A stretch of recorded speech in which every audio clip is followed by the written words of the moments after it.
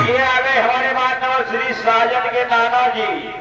उल की तरफ से 11वें नाम है। हम और हमारी पूरी भाई जी नाना के चरणों में नमन बंधन कर दी। लेकिन ये तो रहे नाना मते तो हम कुछ धरे हो ये लाई चीज कुछ होते शांत भाषा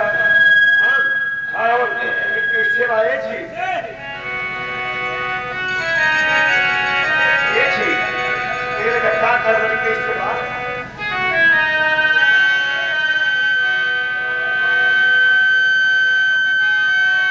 हेलो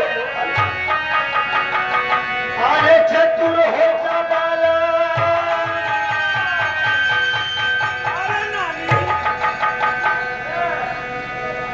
अरे चतुर हो बाला समुझा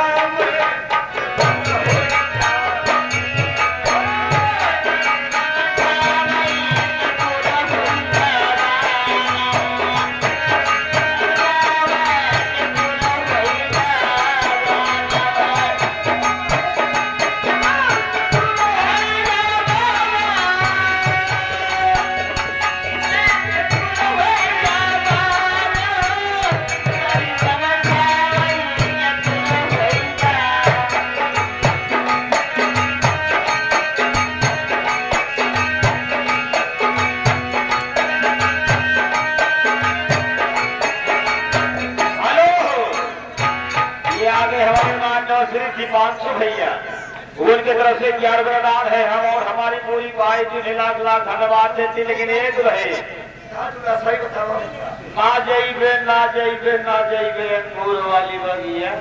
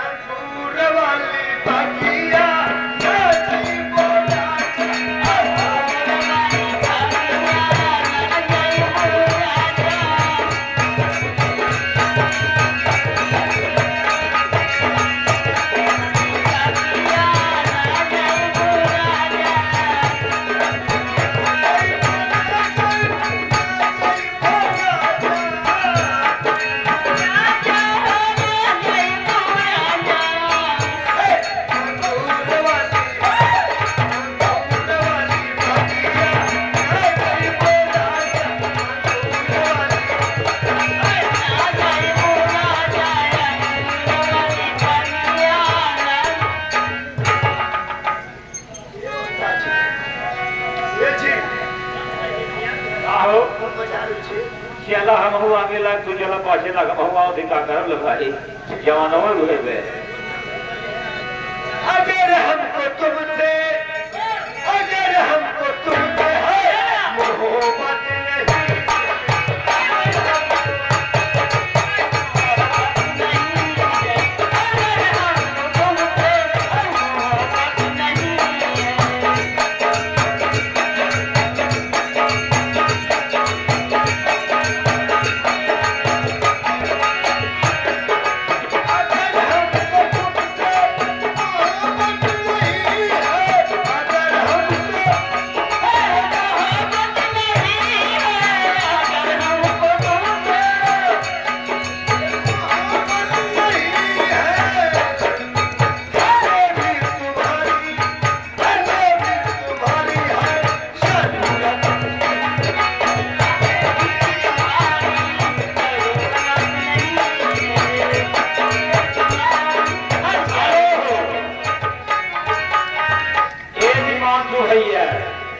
तो चली गई।